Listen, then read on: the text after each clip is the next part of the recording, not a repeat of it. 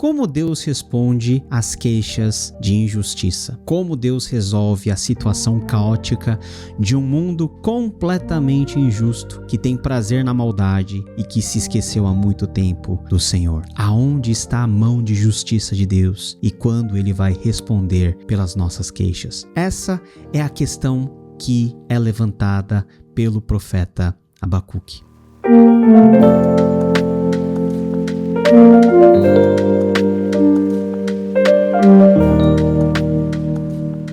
No capítulo de número 2 de Abacuque, nós temos a indignação ainda persistente do profeta, mas a resposta que o Senhor dá ao profeta em relação ao juízo que ele tem preparado para resolver o problema da injustiça da qual ele tanto reclama e para estabelecer a verdade de que Deus, por mais que as situações estejam aparentemente caóticas aqui, Ele está no controle. Ele é o juiz de todas as coisas.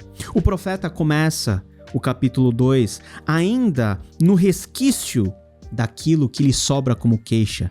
Diante da segunda queixa que o profeta Abacuque faz, no capítulo 1, do versículo 12 até o versículo 17, ele toma uma decisão.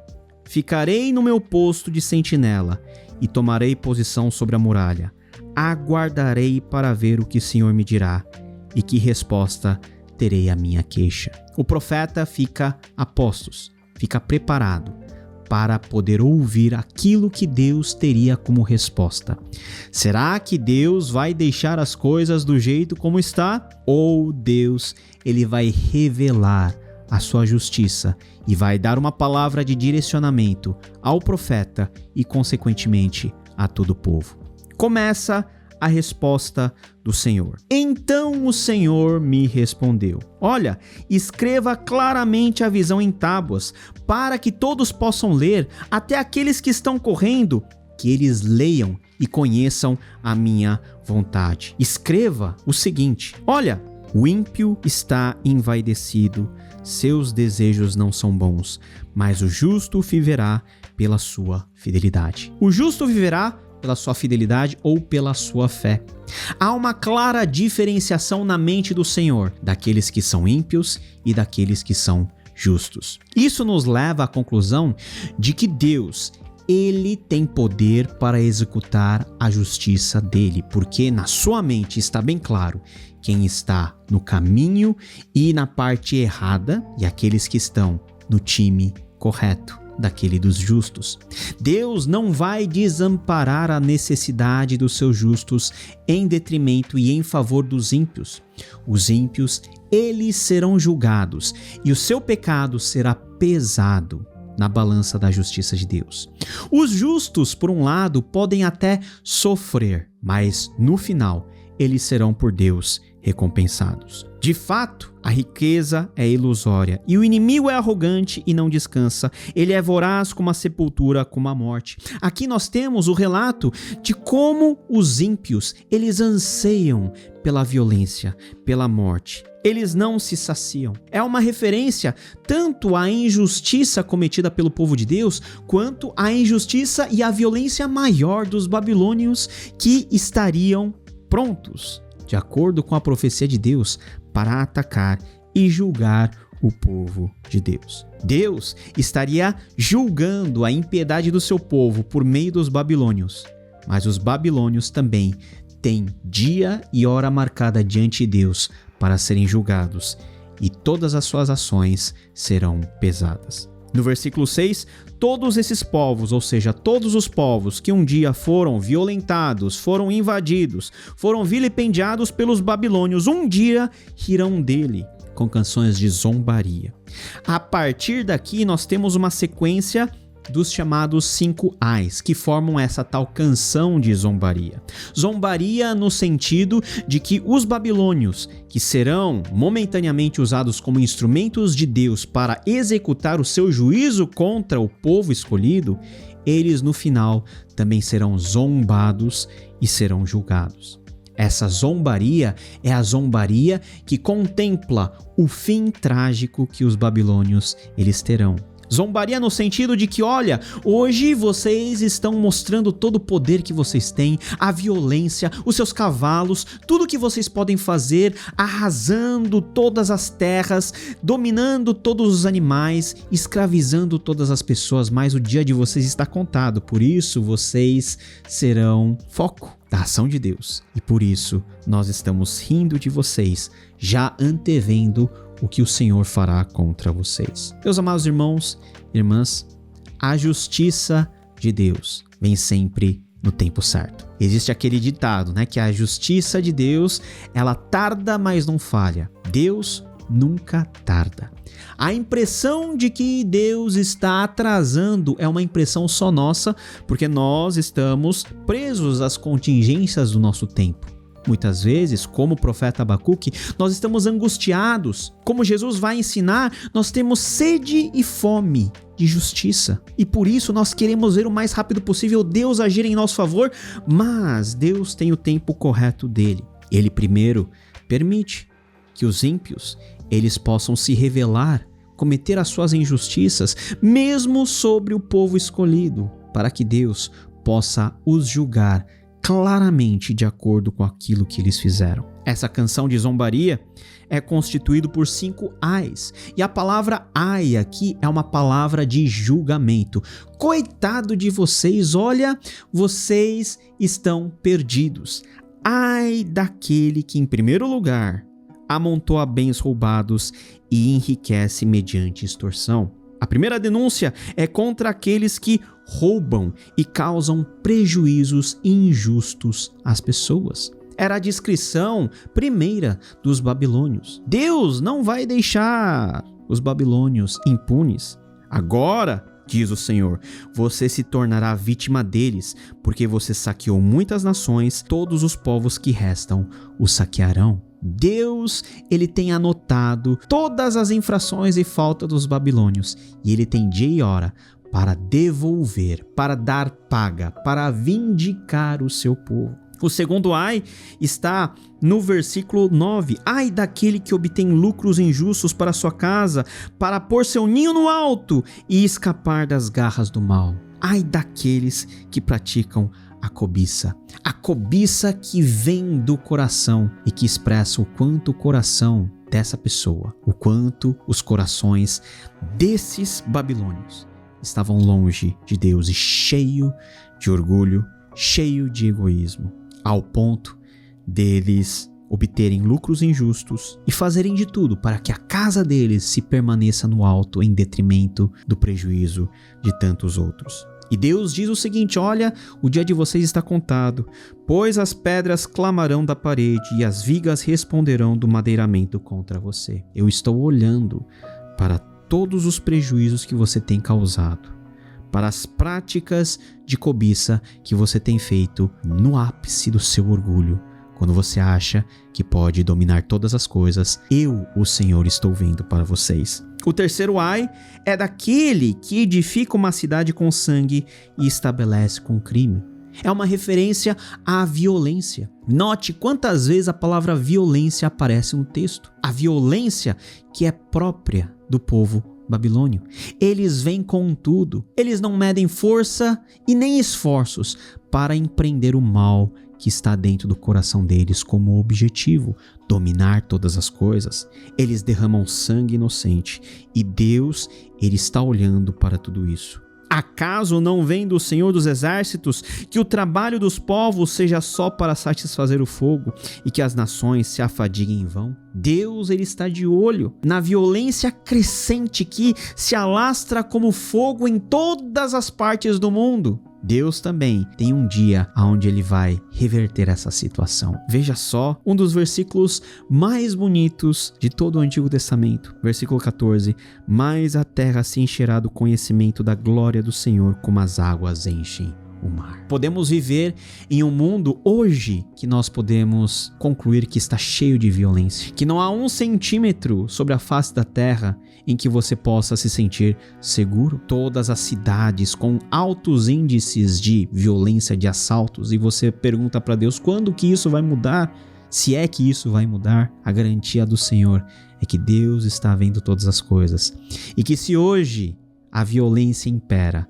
Um dia, quando chegar o dia do Senhor, o conhecimento da glória de Deus encherá toda a terra como as águas cobrem o mar, cumprindo o propósito principal de Deus, que a glória dele esteja presente em todos os cantos e em toda a face dessa terra. A quarta denúncia é contra aqueles que dão bebida ao seu próximo, intentando enganar-lhes, tirar proveito. Olha só como a linguagem é forte. Ai daquele que dá bebida ao seu próximo, misturando com o seu furor, até que ele fique bêbado, para que ele possa contemplar a nudez. Tá falando daquelas pessoas que embebedam o outro para tirar vantagem, e até vantagem sexual. Tá falando de violência sexual aqui como um sintoma visível da violência e desse coração corrompido que os babilônios tinham e que também está na mira de Deus. A taça da mão direita do Senhor é dada a você, muita vergonha cobrirá a sua glória. Você acha que você é o todo glorioso em enganar o outro e tirar proveito? Eu vou transformar a sua pretensa glória em vergonha. Eu vou derramar a taça da ira que está na mão direita de Deus. Note que quando o Antigo Testamento, quanto o Novo lá em Apocalipse falam das taças, está falando do juízo de Deus, do derramar da ira justa de Deus contra todos os pecadores. E esses que agiram com violência serão julgados, pois você derramou muito sangue e cometeu violência contra terras, cidades, seus habitantes. Você atentou contra os animais, você destruiu toda a ecologia, você destruiu todo o ecossistema, você destruiu todo o seu ambiente, o seu espaço geográfico para satisfazer as suas vontades. Deus está de olho. Quantas vezes nós não ficamos angustiados em como o nosso mundo está sendo destruído por forças egoístas? Deus tem contado os dias para que isso acabe. Deus, ele finalmente estabelecerá sua justiça. Ainda que nós a tenhamos como tardia, Deus tem dia e momento certo para julgar e reverter todas essas coisas. E em último lugar, nós temos o quinto ai contra os idólatras. Vocês que estão construindo ídolos, vocês que fazem ídolos de ouro ou de prata, se prostram diante deles, eles não podem responder à oração de vocês. Quando a aflição vier, eles não poderão livrar vocês. Ai daquele que diz à madeira, desperte, ou à pedra sem vida, acorde. Poderá o ídolo dar orientação? Está coberto de ouro e prata, mas não respira. Um dos pecados mais sintomáticos e mais representativos do Antigo Testamento é justamente a idolatria. Idolatria é essa que foi a causa do povo de Deus ter caído e ter se corrompido e ter praticado injustiça a todo momento, cuja queixa o Abacuque está colocando diante de Deus, a mesma idolatria que é a tendência natural de todos aqueles que não conhecem a Deus. Todos aqueles que desconhecem do verdadeiro Deus único. Eles precisam preencher o seu coração com algo criado por meio das suas próprias mãos, que são bonitos em aparência, mas que na hora da adversidade não tem boca para responder, não tem ouvidos para ouvir o nosso clamor. E diante disso, o último versículo diz: o Senhor, porém, está no seu santo templo. Deus está no seu santo templo. Isso quer dizer que Deus, ele está lá de forma absolutamente tranquila. Ele é o juiz. Ele está sentado na sua habitação, pronto para julgar a impiedade de todos. Pois o Senhor está no seu santo templo, diante dele fique em silêncio toda a terra. Quando Deus pronunciar a palavra de juízo, não há ninguém que possa retrucar, não há ninguém que possa dar desculpas, todos ficarão em silêncio. Esse versículo não é apenas para chamar o silêncio na hora do culto, quando esse versículo comumente é lido, é para nos dar a real noção de que diante de Deus não há ninguém, não há absolutamente ninguém inocente. Todos são culpados e ninguém poderá abrir a boca para retrucar a um desígnio e a um juízo de Deus. Diante desses 5 ais e da garantia de que, por mais que nós tenhamos vários tipos de maldade, Deus está no controle de todas as coisas e que Deus julgará a causa de todo o seu povo, é que Abacuque ele pode expressar, finalmente, depois da sua queixa, depois da sua crise, a confiança inabalável desse Deus. Embora Deus não tenha dado aqui no capítulo 2 nem prazo, nem hora para que as dores de Abacuque cessem, para que a injustiça vire justiça e para que a situação seja resolvida, Deus dá a garantia de que, por mais que os tempos sejam desconhecidos pelo seu povo, Deus, ele está no controle de todas as coisas. Pode ser que nós estejamos também vivendo uma situação de angústia. Quando nós olhamos para as reportagens, quando nós olhamos para a nossa vida, encontramos tudo de pernas para o ar. Injustiça, somos injustiçados. Violência, somos violentados psicologicamente, emocionalmente. E nós olhamos para Deus e falamos, Deus, até quando? Não é justamente a queixa do profeta Abacuque, até quando? E Deus começa a responder a cada um de nós, dizendo o seguinte, olha, está acontecendo isso, mas eu vou fazer isso. A sinalização mais clara de que a justiça de Deus há de ser cumprida é quando nós contemplamos o próprio Senhor Jesus, que em nosso lugar recebeu toda a ira e toda a punição pelos pecados, para que nós possamos viver a justiça de Deus. Por causa de Jesus, nós temos a certeza absoluta de que Deus, ele implementará no seu dia e da sua maneira a justiça. Essa justiça da qual nós somos e nós fomos revestidos por meio da fé em Cristo, que morreu para pagar o preço dessa ira contra a injustiça, contra o pecado. Nós estamos já descansando em Deus, mas ainda assim rodeado por tanta injustiça que um dia o justo juiz se assentará no seu trono e toda a terra há de ficar em silêncio, porque ninguém, absolutamente ninguém poderá vir diante de Deus e dizer, eu não fiz isso. Todos são culpados diante de Deus.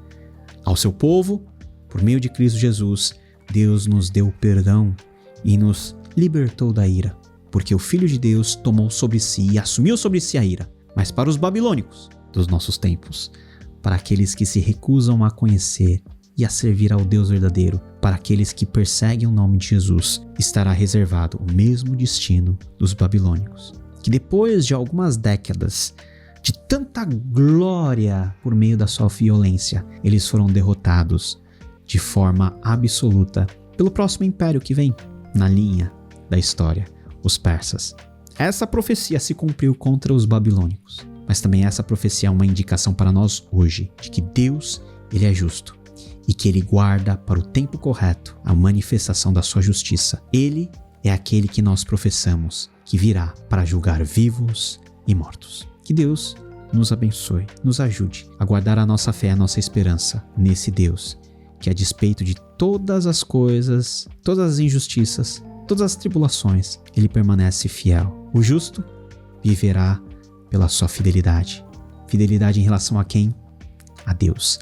Esse é o nosso chamado. Que Deus esteja conosco. Nos vemos no próximo capítulo final de Abacuque. Até lá. Tchau, tchau.